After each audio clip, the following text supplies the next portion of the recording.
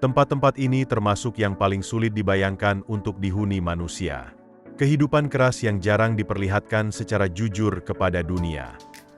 Jika Anda pernah menonton dokumenter tentang masyarakat Korowai di Papua, Indonesia, Anda mungkin pernah melihat rumah yang berdiri di atas satu pohon besar, sekitar 45 meter di atas lantai hutan, setara dengan tinggi gedung 10 lantai. Tidak ada perancah logam, tidak ada sabuk pengaman, hanya batang kayu, serat tali, dan pengetahuan mendalam tentang hutan yang diwariskan turun-temurun.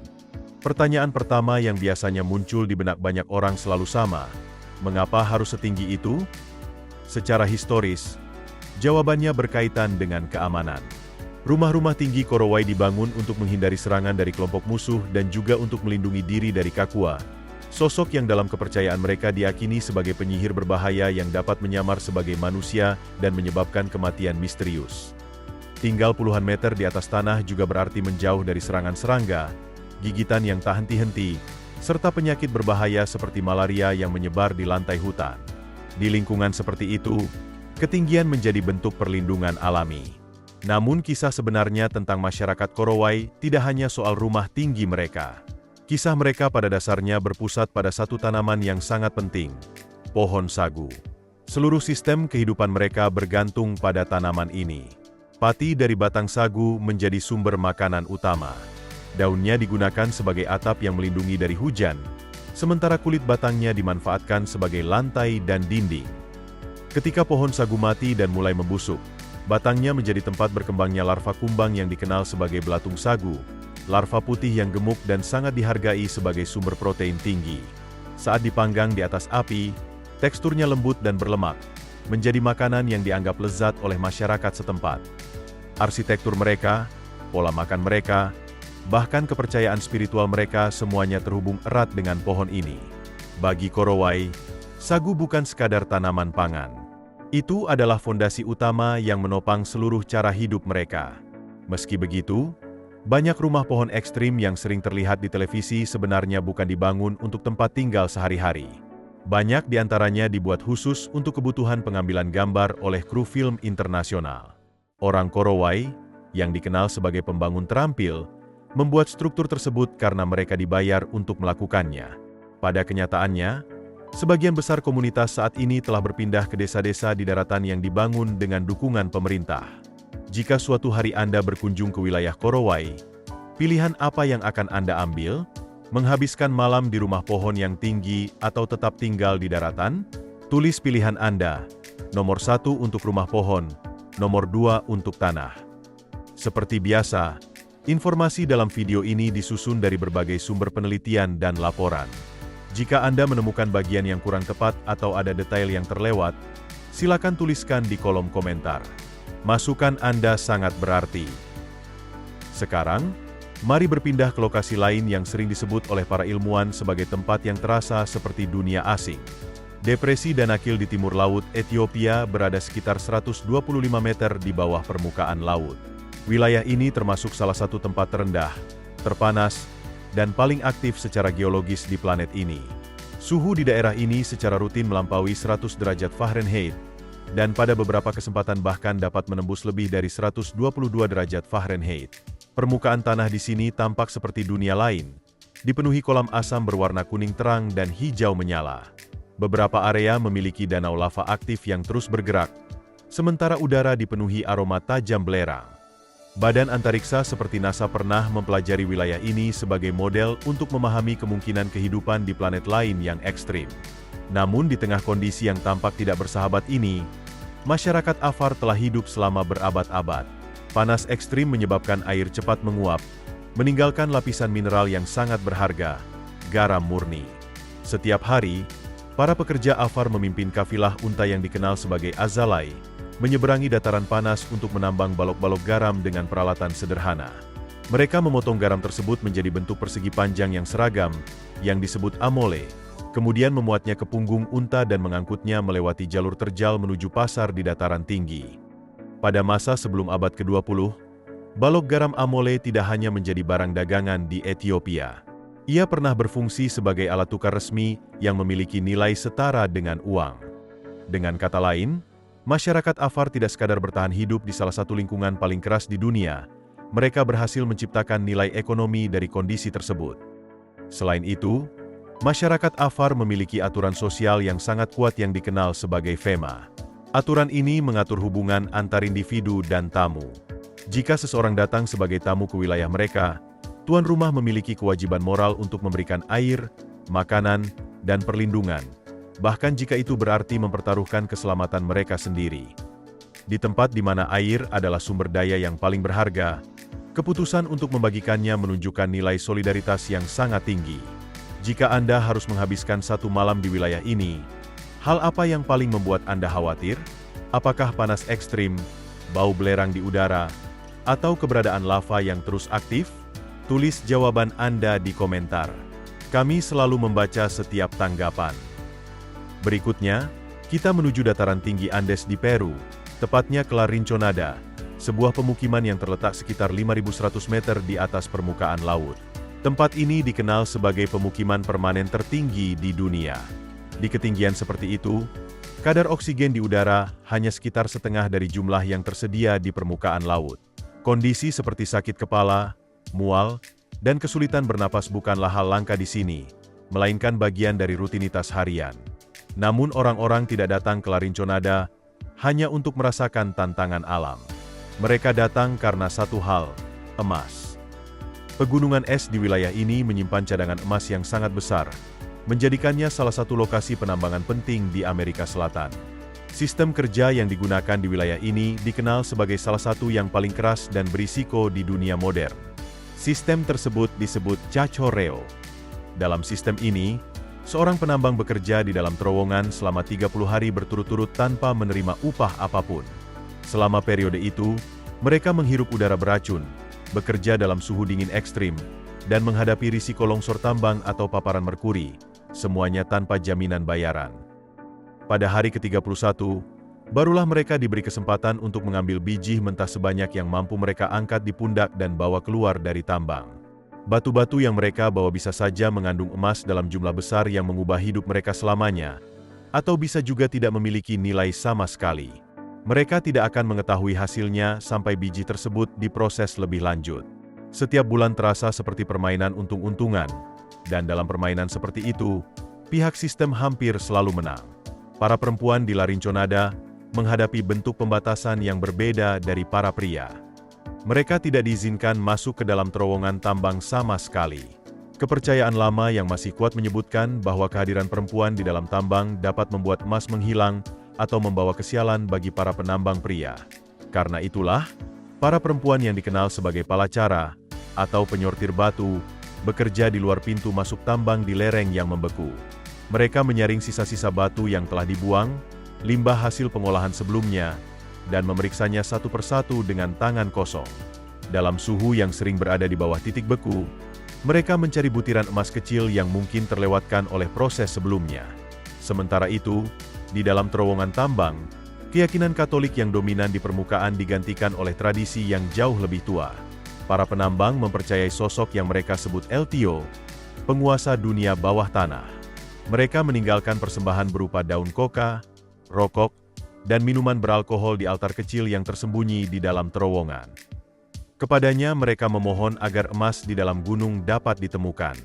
Mereka berharap sosok itu menjaga keselamatan mereka dan mengizinkan mereka membawa pulang hasil tambang. Di La Rinconada, Tuhan dipercaya berada di langit yang jauh di atas, tetapi El Tio diyakini berada dekat di bawah tanah, bersama orang-orang yang menggantungkan hidup mereka pada tambang tersebut.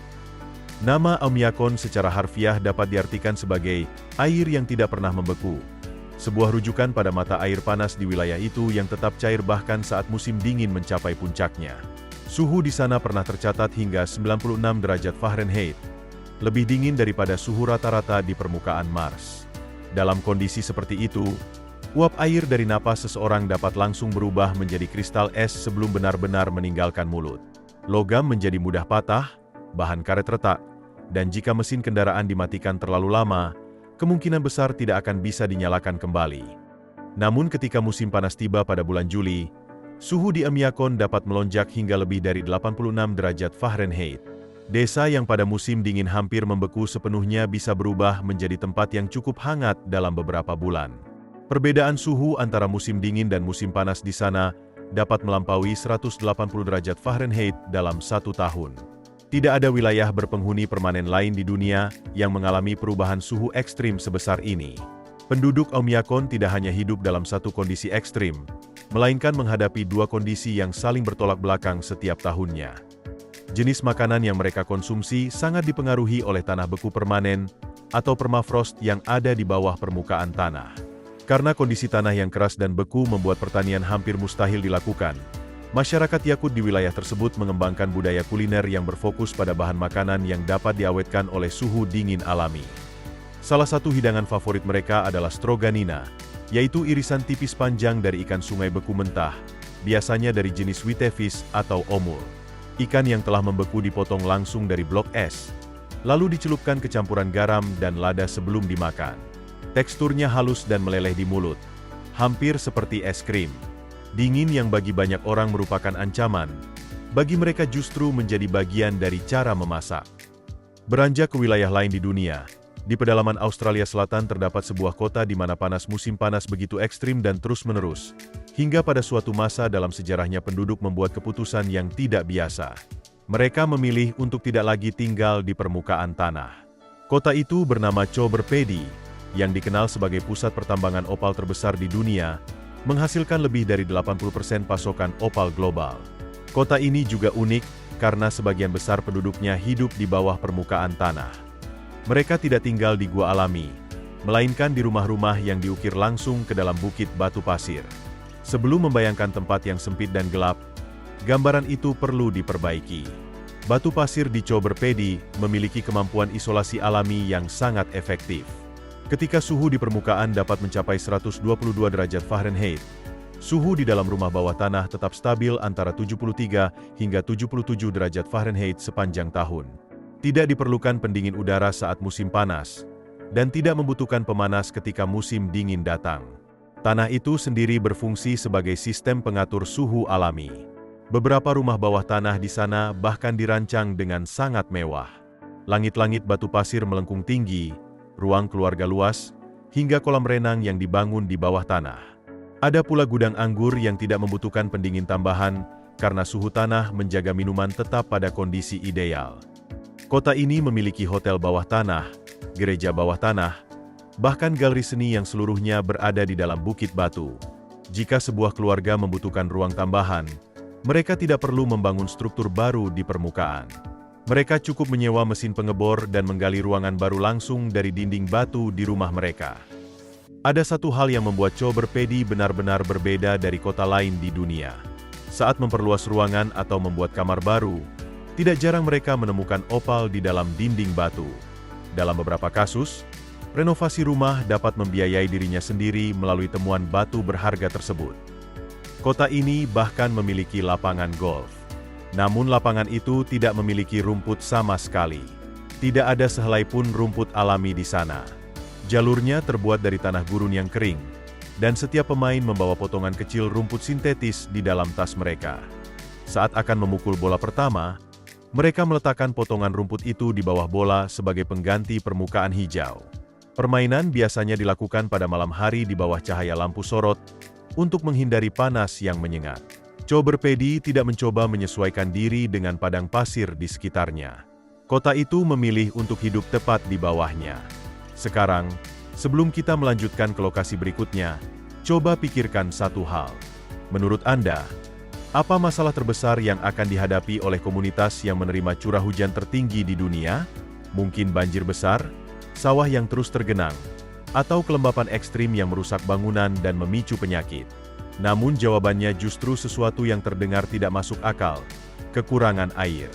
Paradoks inilah yang menggambarkan kehidupan di Mawsynram, sebuah desa di negara bagian Meghalaya di timur Laut India, yang diakui secara resmi oleh Guinness World Records sebagai tempat dengan curah hujan tertinggi di dunia. Setiap tahun, Mawsynram menerima rata-rata hampir 12 meter hujan. Sebagai perbandingan, kota seperti London hanya menerima sekitar 0,6 meter hujan dalam setahun. Artinya, desa ini menerima curah hujan sekitar 20 kali lebih banyak dibandingkan kota besar tersebut. Selama musim hujan tiba, air tidak sekadar jatuh dari langit. Ia datang seperti serangan yang terus-menerus. Angin bertiup begitu kuat dan tak kenal henti sehingga payung biasa menjadi tidak berguna hanya dalam beberapa detik. Rangkanya akan terbalik, kainnya robek, dan hancur bahkan sebelum seseorang sempat menyeberangi jalan. Karena kondisi seperti itu, masyarakat Khasi di Mausinram menciptakan solusi yang jauh lebih efektif. Mereka membuat knup, pelindung hujan besar berbentuk seperti tempurung kura-kura yang dianyam dari bambu dan rumput sapu yang telah dikeringkan. Alat ini dikenakan di atas kepala, menutupi punggung dan bahu, melindungi tubuh bagian atas seperti atap yang bisa dibawa kemana-mana. Bentuknya dirancang agar selaras dengan arah angin, sehingga udara dapat melewati permukaannya tanpa menarik atau merobeknya. Karena alat ini menempel pada tubuh dan tidak perlu dipegang, kedua tangan tetap bebas digunakan. Seorang petani masih dapat menanam padi di tengah hujan deras. Seorang perempuan dapat membawa barang dagangan menuju pasar. Seorang anak tetap bisa berjalan menuju sekolah. Semua terlindungi sepenuhnya, dengan kedua tangan tetap berfungsi. Knup merupakan salah satu contoh desain tradisional yang sangat efisien dan elegan yang pernah dihasilkan oleh budaya manusia dimanapun. Namun ironisnya, hampir tidak ada orang di luar wilayah Meghalaya yang mengenal inovasi sederhana ini. Meskipun wilayah Mausinram menerima hampir 12 meter hujan setiap tahunnya, desa ini justru mengalami krisis air yang serius saat musim kemarau tiba. Pada bulan Desember, banyak keran rumah tangga mulai kering. Sungai-sungai mengecil drastis. Warga harus berjuang keras untuk mendapatkan air minum yang layak. Penyebab utamanya terletak pada kondisi alam itu sendiri. Perbukitan Meghalaya curam, berbatu, dan sebagian besar tidak mampu menyerap atau menyimpan air dalam jumlah besar. Ketika hujan turun dalam jumlah besar, air tidak meresap ke dalam tanah. Ia langsung mengalir menuruni lereng dengan sangat cepat, menuju dataran rendah Bangladesh yang berada jauh di bawah. Selama sekitar 4 bulan, air tersedia dalam jumlah melimpah. Setelah itu, hampir tidak ada yang tersisa. Tanah menjadi kering, dan sumber air berkurang drastis. Tempat yang dikenal sebagai wilayah paling basah di bumi justru mengalami kekeringan selama setengah tahun. Selain itu, wilayah ini juga terkenal dengan sesuatu yang benar-benar unik, jembatan akar hidup. Berabad-abad yang lalu, masyarakat Khasi dan Jaintia menemukan bahwa akar dari pohon karet India dapat diarahkan secara perlahan untuk tumbuh melintasi sungai. Dengan kesabaran selama bertahun-tahun, akar-akar tersebut akan menyatu dan membentuk jembatan alami yang sangat kuat, mampu menopang puluhan orang sekaligus. Beberapa jembatan akar ini telah berdiri selama lebih dari 500 tahun. Ada yang memiliki panjang lebih dari 30 meter. Berbeda dengan jembatan kayu biasa, jembatan ini tidak membusuk di tengah hujan yang konstan. Ia tidak berkarat seperti logam, dan tidak melemah seiring berjalannya waktu. Justru sebaliknya, setiap tahun jembatan tersebut menjadi semakin kuat karena akar-akarnya terus tumbuh dan saling mengikat. Berpindah ke wilayah lain di dunia, di dataran Thesali di Yunani Tengah, berdiri pilar-pilar batu pasir raksasa yang menjulang tinggi dari tanah. Beberapa di antaranya mencapai ketinggian lebih dari 400 meter.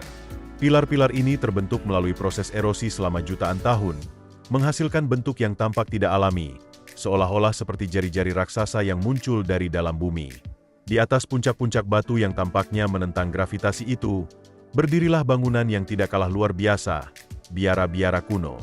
Kompleks ini bukan sekadar bangunan kecil, melainkan tempat lengkap dengan kapel, perpustakaan, dapur, dan taman, berdiri di atas permukaan sempit yang sangat tinggi hingga terkadang awan melintas di bawahnya. Saat ini, bus wisata rutin mengunjungi 6 biara utama yang masih berfungsi hingga sekarang. Pemandangan itu memang menakjubkan. Namun, keindahan yang terlihat di permukaan hanyalah sebagian kecil dari keseluruhan kisahnya. Jika Anda memperhatikan dengan saksama pada permukaan batu curam di bawah biara-biara tersebut, Anda mungkin akan melihat sesuatu yang sering luput dari perhatian para wisatawan. Balkon kecil dari kayu, tangga sederhana yang diselipkan di celah batu, serta gua-gua alami yang berada di tengah tebing. Ukurannya seringkali hanya cukup untuk satu orang, namun dilengkapi dengan kayu dan tali secukupnya agar bisa dihuni. Tempat-tempat ini dikenal sebagai bandovas, yaitu gua pertapaan yang digunakan oleh para biksu yang memilih hidup dalam kesunyian yang lebih ekstrim. Bagi mereka, bahkan kehidupan di dalam biara dianggap terlalu ramai, terlalu nyaman, dan terlalu dekat dengan dunia luar. Para biksu ini akan tinggal di dalam Bandovas selama berminggu-minggu atau bahkan berbulan-bulan. Mereka menjalani puasa, berdoa, dan hidup dalam kesunyian total, hanya ditemani oleh suara angin yang bertiup di sekitar tebing. Beberapa gua tersebut masih digunakan hingga saat ini. Hal berikutnya yang sering menimbulkan rasa penasaran adalah bagaimana seseorang bisa mencapai tempat setinggi itu pada masa lalu. Hingga sekitar tahun 1920-an, tidak ada tangga permanen yang dipahat pada batu, tidak ada jalur jalan kaki, dan tidak ada akses darat. Satu-satunya cara untuk mencapai biara adalah dengan dimasukkan ke dalam jaring tali besar, kemudian ditarik perlahan ke atas tebing menggunakan alat sederhana seperti katrol tangan. Selama proses itu, seseorang akan menggantung ratusan meter di atas tanah. Semua kebutuhan, makanan, bahan bangunan, hingga manusia, diangkut dengan metode yang sama.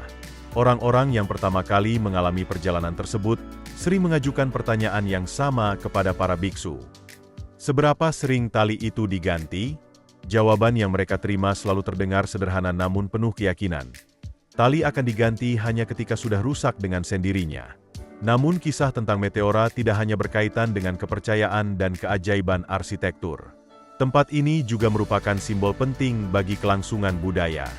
Selama berabad-abad ketika Yunani berada di bawah kekuasaan Ottoman, bahasa Yunani, ajaran Kristen Ortodoks, dan identitas budaya masyarakat Yunani mengalami tekanan besar di kota-kota dan lembah di bawah wilayah tersebut.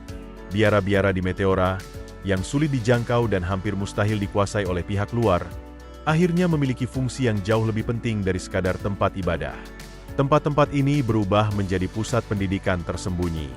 Di balik dinding batu biara yang kokoh, anak-anak Yunani diam-diam diajarkan membaca dan menulis menggunakan bahasa mereka sendiri, mempelajari sejarah leluhur mereka, serta menjalankan praktik kepercayaan mereka tanpa gangguan.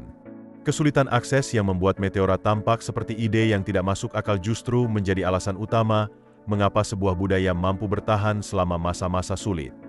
Negara Ethiopia muncul lebih dari sekali dalam daftar ini, dan hal itu bukan tanpa alasan. Banyak orang mengenal Lalibela sebagai salah satu keajaiban arkeologi dunia. 11 gereja di wilayah ini tidak dibangun dari susunan batu, melainkan dipahat langsung ke dalam batuan padat di dataran tinggi Ethiopia. Beberapa di antaranya telah berdiri selama lebih dari 8 abad, tetap kokoh secara struktur, dan masih digunakan sebagai tempat ibadah hingga hari ini. Namun ada satu hal yang tidak bisa sepenuhnya ditangkap oleh gambar atau foto, pengalaman bergerak di antara bangunan-bangunan tersebut. Ke-11 gereja di Lalibela saling terhubung melalui jaringan parit dan lorong bawah tanah yang dipahat di dalam batu. Beberapa jalur cukup luas untuk 2 orang berjalan berdampingan, sementara yang lain begitu sempit hingga hanya 1 orang yang bisa melewatinya dalam satu waktu. Lorong yang paling terkenal adalah terowongan yang menghubungkan Beta Georgis dengan Beta Maryam. Terowongan ini berada dalam kegelapan total. Tidak ada cahaya alami yang masuk. Seseorang harus meraba dinding batu dengan tangannya untuk menemukan arah. Anda tidak bisa melihat orang di depan atau di belakang Anda. Setiap langkah diambil berdasarkan sentuhan dan keyakinan semata. Dalam makna simbolis, lorong ini melambangkan perjalanan melewati penderitaan atau neraka. Ketika seseorang akhirnya keluar dan melihat cahaya di sisi lain gereja, itu dianggap sebagai lambang tiba di surga. Selain itu, terdapat pula gereja lain di wilayah Tigray di bagian utara Ethiopia. Berbeda dari gereja Lalibela yang dipahat ke bawah, gereja ini dipahat secara horizontal ke dalam permukaan tebing yang sangat curam, berada sekitar 2.500 meter di atas permukaan laut. Akses menuju tempat ini hanya dapat dilakukan dengan memanjat dinding batu yang hampir tegak lurus, tanpa bantuan tali, tanpa pegangan tangan yang dipahat, dan tanpa perlengkapan keselamatan apapun. Bagian terakhir perjalanan melibatkan melintasi tepian batu yang sangat sempit dengan jurang ratusan meter di bawahnya. Setiap hari Minggu, para jemaat melakukan perjalanan ini. Pria dan wanita lanjut usia, ibu yang menggendong bayi di punggung mereka, serta anak-anak yang telah terbiasa mendaki sejak usia dini. Mereka melakukannya tanpa alas kaki, karena sepatu dilepas sebelum memasuki wilayah suci, dan batas kesucian dimulai sejak kaki pertama menyentuh dasar tebing. Ketika orang luar bertanya tentang risiko besar yang mereka hadapi, para pemimpin agama di tempat itu selalu memberikan jawaban yang sama sejak dahulu. Jika keyakinan seseorang kuat, Tuhan akan menolongnya tetap berpijak pada batu. Jika seseorang jatuh, Itu dianggap sebagai tanda keraguan dalam hatinya. Jauh sebelum teleskop modern diciptakan, masyarakat Dogon yang tinggal di tebing Bandiagara memiliki pengetahuan rinci tentang sistem bintang Sirius. Mereka mengetahui keberadaan Sirius B, sebuah bintang pendamping kecil yang tidak dapat dilihat dengan mata telanjang dan baru dikonfirmasi oleh astronom barat pada tahun 1862. Namun kecerdasan utama masyarakat Dogon tidak hanya terlihat dalam pengetahuan tentang langit. Kejeniusan mereka juga tercermin dalam cara mereka membangun desa dan dalam satu bangunan penting yang selalu berada di pusat komunitas. Bangunan tersebut dikenal sebagai Toguna, yang berarti rumah kata-kata. Toguna adalah tempat berkumpul bagi warga desa untuk membahas urusan bersama, menyelesaikan konflik, dan membuat keputusan penting. Fungsinya menyerupai parlemen, pengadilan, sekaligus pusat sosial masyarakat, semuanya digabungkan dalam satu bangunan sederhana. Bagian paling penting dari struktur ini adalah atapnya. Atap Toguna dibuat dari 8 lapisan batang millet yang disusun tebal dan rendah. Tingginya sangat terbatas sehingga orang dewasa tidak bisa berdiri tegak di dalamnya. Semua orang harus tetap duduk sepanjang pertemuan berlangsung. Jika diskusi mulai memanas, suara meninggi, dan seseorang secara naluriah mencoba berdiri untuk menunjukkan kemarahan, atap rendah akan langsung menghentikannya. Kepalanya akan menyentuh bagian atas bangunan, memaksanya kembali duduk. Dengan cara ini, desain bangunan itu sendiri membantu menjaga ketenangan. Masyarakat Dogon secara harfiah menanamkan konsep perdamaian dalam arsitektur mereka. Sistem penyimpanan hasil panen mereka juga mencerminkan pemikiran sosial yang sangat teratur. Lumbung milik pria dan wanita dipisahkan sepenuhnya. Lumbung pria digunakan untuk menyimpan cadangan biji-bijian keluarga, sumber makanan utama selama musim kering. Sebaliknya, lumbung milik wanita adalah ruang pribadi yang sepenuhnya berada di bawah kendali mereka. Di dalamnya disimpan barang-barang pribadi, perhiasan, hasil perdagangan, dan tabungan mereka. Seorang suami tidak diperbolehkan membuka lumbung istrinya tanpa izin yang jelas. Dalam masyarakat yang tidak memiliki bank modern, kontrak hukum tertulis, atau sistem keuangan formal, lumbung milik wanita menjadi simbol kemandirian ekonomi mereka. Aturan ini dilindungi oleh norma sosial yang dihormati oleh seluruh komunitas. Akhirnya, perjalanan ini membawa kita ke sebuah tempat yang benar-benar terasa seperti ujung dunia. Secara harfiah, lokasi ini berada jauh dari hampir semua pusat peradaban manusia. Tristan da Cunha adalah wilayah luar negeri milik Inggris yang terletak di Samudra Atlantik Selatan, hampir berada di tengah jarak antara Afrika Selatan dan Amerika Selatan. Kepulauan ini dikenal sebagai komunitas berpenghuni permanen paling terpencil di planet ini. Wilayah berpenduduk terdekat adalah Saint Helena, pulau tempat Napoleon pernah diasingkan, yang masih berjarak sekitar 2.400 km dari sana. Tidak ada bandara di Tristan da Cunha. Tidak ada jalur penerbangan masuk atau keluar. Satu-satunya cara mencapai pulau tersebut adalah melalui perjalanan laut yang memakan waktu sekitar 6 hari dari Cape Town, melewati lautan yang terkenal ganas. Kapal logistik hanya datang beberapa kali dalam setahun. Jika terjadi keadaan darurat medis yang tidak dapat ditangani di pulau itu, penduduk harus menunggu kapal berikutnya tiba. Sekitar 250 orang tinggal di satu-satunya pemukiman di pulau tersebut, sebuah desa bernama Edinburgh of the Seven Seas. Karena sebagian besar penduduk saat ini merupakan keturunan dari hanya sekitar 15 pemukim awal, variasi genetik di pulau itu sangat terbatas. Hampir semua orang di sana memiliki salah satu dari 7 nama keluarga utama: Glass, Green, Hagan, Lavarello, Repetto, Rogers, atau Swain. Ketika Anda berkenalan dengan seseorang di Tristan da Cunha, kemungkinan besar Anda sedang berbicara dengan seseorang yang memiliki hubungan keluarga dengan hampir semua orang lain di pulau itu. Tidak ada seorang pun di pulau ini yang memiliki tanah secara pribadi.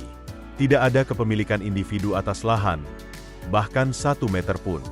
Seluruh wilayah dikelola secara bersama oleh komunitas sebagai milik kolektif. Anda tidak dapat membeli tanah di Tristan da Cunha, tidak peduli seberapa besar kekayaan yang Anda miliki. Seorang miliarder dan seorang nelayan berdiri pada posisi yang sama ketika berbicara tentang hak atas tanah. Semua orang berbagi hak yang setara atas wilayah tempat mereka tinggal. Beberapa kali setiap tahun, seluruh penduduk pulau mengikuti kegiatan yang dikenal sebagai Hari Penanaman Kentang. Lahan kentang bersama berada beberapa kilometer dari desa utama. Ketika musim tanam atau panen tiba, aktivitas di pulau praktis dihentikan sementara. Semua orang yang mampu bekerja berkumpul, naik kendaraan bersama, dan menuju ladang untuk bekerja. Tidak ada pengecualian berdasarkan status sosial atau kekayaan. Kentang adalah sumber makanan penting bagi seluruh komunitas, sehingga setiap orang memiliki tanggung jawab untuk menanamnya. Di tempat yang paling terisolasi di dunia, kunci bertahan hidup bukanlah persaingan, melainkan kerjasama penuh tanpa perbedaan. Kini kita sampai pada kesimpulan perjalanan ini, 10 lokasi, 10 komunitas, dan 10 cara berbeda dalam menjawab pertanyaan yang sama, pertanyaan yang telah dihadapi manusia sepanjang sejarah. Bagaimana seseorang bisa bertahan hidup di dunia yang tidak selalu ramah bagi mereka?